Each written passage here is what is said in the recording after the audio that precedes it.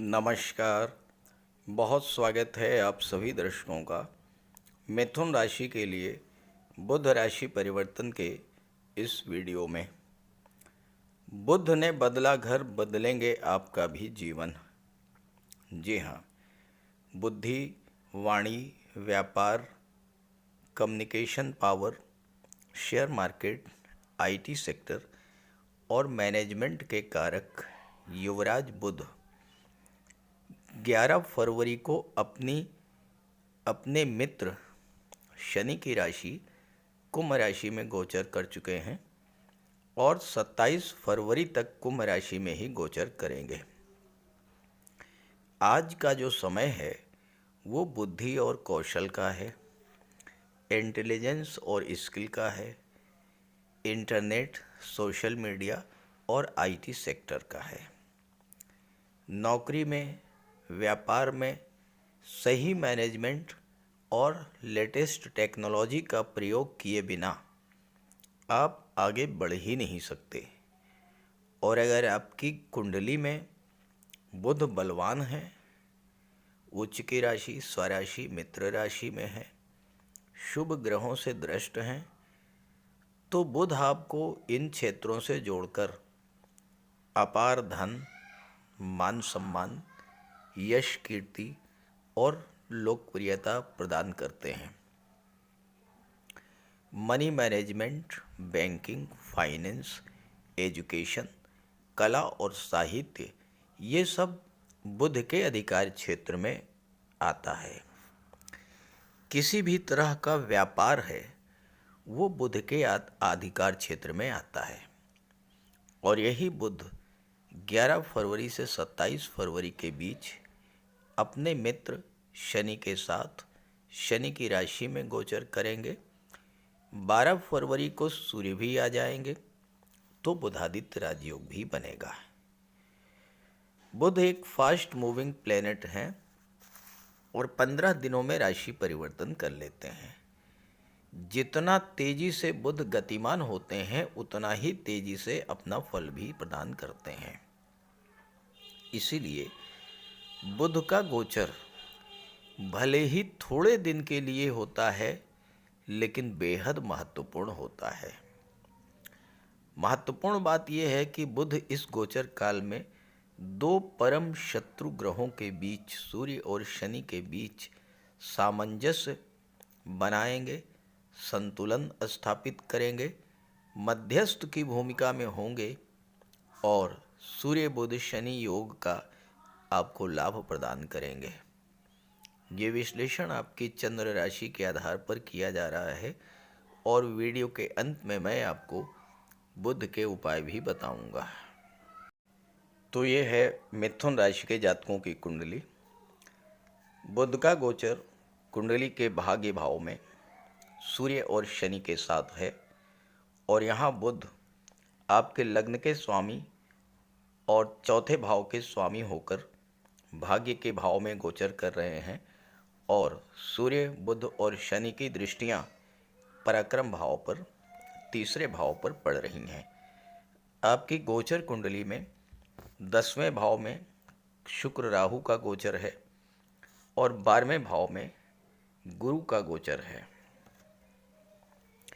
किसी भी जातक के लिए लग्न का स्वामी कुंडली के किसी भी भाव में गोचर करे, यहाँ तक कि 6वें, 8वें और 12वें भाव में भी अगर लग्नेश का गोचर है तो वो अच्छा फल ही प्रदान करता है।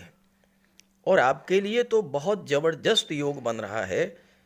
पूरे 1 वर्ष के बाद बुध आपकी कुंडली के भाग्य भाव में गोचर कर रहे हैं, पूरे 1 वर्ष के बाद, और वह भी सूर्य के साथ। सूर्य भी 1 वर्ष के बाद आपके भाग्य भाव में गोचर कर रहे हैं। भाग्य के भाव में बुधादित्य राजयोग बन रहा है। सूर्य और बुध आपकी किस्मत के सितारे बुलंदियों पर ले जाएंगे।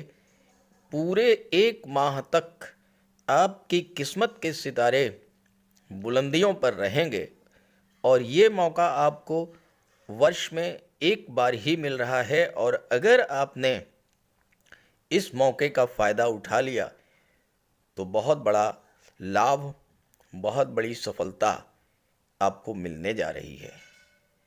क्योंकि अभी तक जो स्थितियां बनी हुई थीं उसमें शनि अष्टम के स्वामी होकर के नवम में गोचर कर रहे थे। अब शनि तो पाप ग्रह और ऊपर से आठवें भाव के स्वामी, आठवें भाव का स्वामी जब नवें भाव में गोचर करेगा तो नवें भाव की चीज़ों में विघ्न, बाधा, रुकावट और परेशानी पैदा करेगा। तो अभी तक जो स्थिति थी उसमें भाग्य का साथ तो आपको मिल ही नहीं रहा था। एफर्ट आप बहुत कर रहे थे लेकिन जो रिजल्ट मिलना चाहिए था वो आपको नहीं मिल रहा था। आपकी मेहनत, आपके पराक्रम, पुरुषार्थ का कोई फल आपको नहीं मिल पा रहा था क्योंकि भाग्य आपका साथ नहीं दे रहा था। नवम भाव पिता का होता है और पिछले समय में आपके पिता का स्वास्थ्य भी हो सकता है खराब हुआ हो और या फिर पिता के साथ आपके रिलेशंस खराब हुए हों। ऐसा कुछ न कुछ जरूर हुआ होगा। स्वास्थ्य संबंधी समस्याओं से भी आप बहुत परेशान हुए होंगे क्योंकि शनि आठवें भाव के स्वामी हैं। जब शनि का संबंध आठवें भाव से बनता है, आयु में तो वृद्धि करते हैं लेकिन संघर्षों को बढ़ा देते हैं। अब शनि की दृष्टि छठे भाव पर पड़ रही थी। छठा भाव तो संघर्षों का होता है। जीवन में जो संघर्ष, जो चैलेंजेस, जो चुनौतियां, जो परेशानियां हमें झेलने को मिलती हैं वो छठे भाव की वजह से होती हैं और इस पर शनि का प्रभाव था। कर्ज से लेकर के स्वास्थ्य तक की समस्याओं ने आपको बहुत ज़्यादा परेशान किया होगा। ये भी हो सकता है कि कोई शत्रुता, कोई कोर्ट कचहरी का मैटर भी बना हो, विदेश जाने के मार्ग में बाधाएं आई हों। लेकिन जब यहाँ पर बुध 11 फरवरी को आए हैं, बुध एक शुभ ग्रह है, तो शनि के साथ जब बुध का गोचर होगा तो शनि के अशुभ प्रभाव में कमी आएगी। एक बात तो ये हुई। दूसरी बात, सूर्य में प्रकाश है, शनि अंधकार के कारक होते हैं। तो शनि का जो अंधेरा नवें भाव में, जो अंधेरा एकादश भाव में, जो अंधेरा तीसरे भाव में और जो अंधकार छठे भाव में और आठवें भाव में था, उस अंधेरे से बाहर निकालने के लिए पूरे 1 माह तक सूर्य का गोचर रहेगा भाग्य के भाव में। और उसके बाद 14 मार्च को जैसे ही सूर्य यहाँ से हटेंगे, मीन राशि में आ जाएंगे। 29 मार्च को शनि भी मीन राशि में आ जाएंगे। तो आपके भाग्य भाव से शनि का छाया, शनि की छाया, शनि का अशुभ प्रभाव हमेशा हमेशा के लिए समाप्त हो जाएगा। तो ये जो गोचर काल है आपके लिए बेहद महत्वपूर्ण है। अब शनि की दृष्टि एकादश भाव, लाभ के भाव पर पड़ रही थी तो आपकी इनकम में कमी आई। शनि क्या करते हैं? शनि एक राशि में 2.5 वर्ष तक गोचर करते हैं तो कार्यों की गति को मंद कर देते हैं। अब आपको जो पैसा 1 महीने में मिलना चाहिए था, हो सकता है कि वो पैसा आपको 4 महीनों में मिला हो। अब आपकी आवश्यकताएं तो उतनी हैं, उसे तो कम नहीं कर सकते, खर्चे तो उतने ही हैं, लेकिन पैसा अगर बाधित हो जाए, पैसा अगर टाइम से ना मिले तो उस मिलने और ना मिलने में फिर कोई फर्क नहीं रह जाता है। 4 महीने बाद आपको पैसा मिला भी होगा तो आपके कर्जे इतने ज़्यादा बढ़ गए होंगे कि कर्ज चुकाने में ही आपका पैसा ख़त्म हो गया होगा। 11वां भाव आपकी इच्छाओं का होता है। अब शनि की दृष्टि थी तो आपकी इच्छा पूर्ति होना तो बहुत दूर की बात है। आपके फ्रेंड सर्कल से, आपके मित्रों से भी आपकी दूरी बनी होगी, मित्रों का भी सहयोग नहीं मिला होगा। अब क्या होगा? 11 फरवरी को यहाँ पर बुध आ चुके हैं, 12 फरवरी को सूर्य आ चुके हैं। अब आपकी इनकम में वृद्धि होगी। इनकम में वृद्धि की बात तो छोड़िए, आपका जो पैसा रुका हुआ है वो पैसा मिलना शुरू होगा तेजी के साथ। शनि की वजह से जो आपके कार्य क्षेत्र में या आपकी इनकम में जो गतिरोध बना हुआ था, वो गतिरोध समाप्त होगा। आपके मित्र भी आपसे किनारा काट गए थे, लेकिन अब मित्र भी आपके पास आना शुरू होंगे और उनका भी आपको सहयोग मिलेगा। बुध की दृष्टि तीसरे भाव पर पड़ेगी, सूर्य की दृष्टि तीसरे भाव पर पड़ेगी, तो तीसरे भाव से संबंधित चीज़ों में जो अंधकार छाया हुआ था, जो अंधेरा छाया हुआ था, वो समाप्त होगा। तीसरा भाव क्या है? आपका कम्युनिकेशन पावर होता है। बहुत दिनों से आप कमेंट करके बताइएगा, आप मिथुन राशि के हैं और मिथुन राशि के जातकों के अंदर एक बहुत बड़ी कमी होती है कि वो किसी एक बात पर स्टेबल नहीं हो पाते। मन में लगातार भटकाव की स्थिति बनी रहती है। कभी एक काम शुरू किया, फिर दूसरा काम शुरू कर दिया, फिर तीसरा काम शुरू कर दिया, अस्थायित्व नहीं रहता, मन लगातार भटकता रहता है। तो शनि का प्रभाव हो गया। चूंकि आपके जीवन में लगातार हताशा निराशा की स्थिति बनी हुई थी, काम अधूरे थे, काम पूरे नहीं हो रहे थे, पैसा नहीं मिल रहा था, परिवार के लोगों से दूरी बन रही थी, मित्र भी आपसे दूर होते जा रहे थे, तो आप बहुत कुछ कहना चाहते थे, आपके मन में बहुत कुछ चल रहा था, लेकिन आप कह नहीं पा रहे थे, मन ही मन घुट रहे थे, अपनी भावनाओं को, अपनी बातों को आप व्यक्त नहीं कर पा रहे थे। अब क्या होगा? जब बुध सूर्य की दृष्टि पड़ेगी, शनि का प्रभाव समाप्त होगा और शनि की दृष्टि भी हटेगी, क्योंकि 29 मार्च को शनि हट जाएंगे नवम भाव से, तो तीसरे भाव से शनि की दृष्टि हट जाएगी। अब आपकी कम्युनिकेशन पावर मजबूत होगी, अपनी बात को आप खुल करके कह पाएंगे।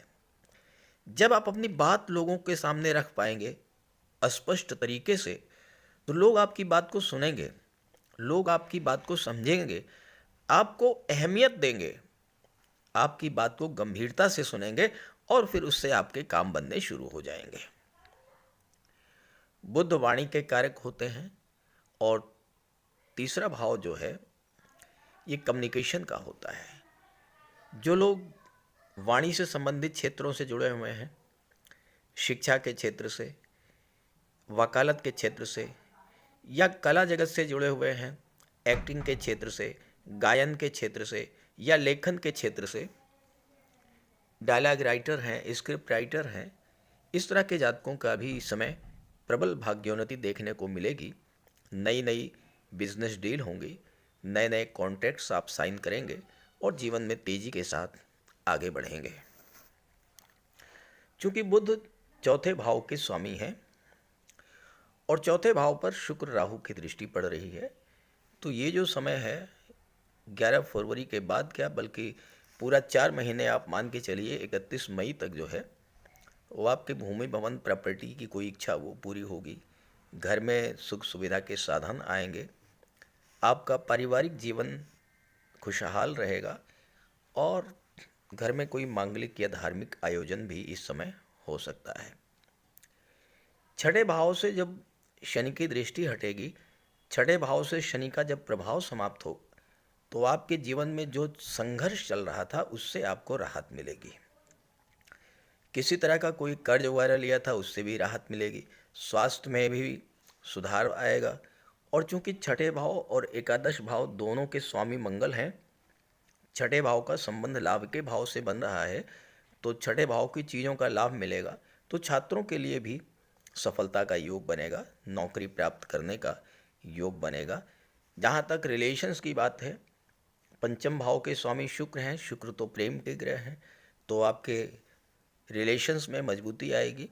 और सातवें भाव के स्वामी गुरु हैं, सातवां भाव का संबंध जब भी किसी शुभ ग्रह से बनता है तो आपके विवाह का योग बनता है, दाम्पत्य सुखों में वृद्धि होती है, तो विवाह का भी आपके योग बनेगा और व्यापार व्यवसाय में भी उन्नति देखने को मिलेगी।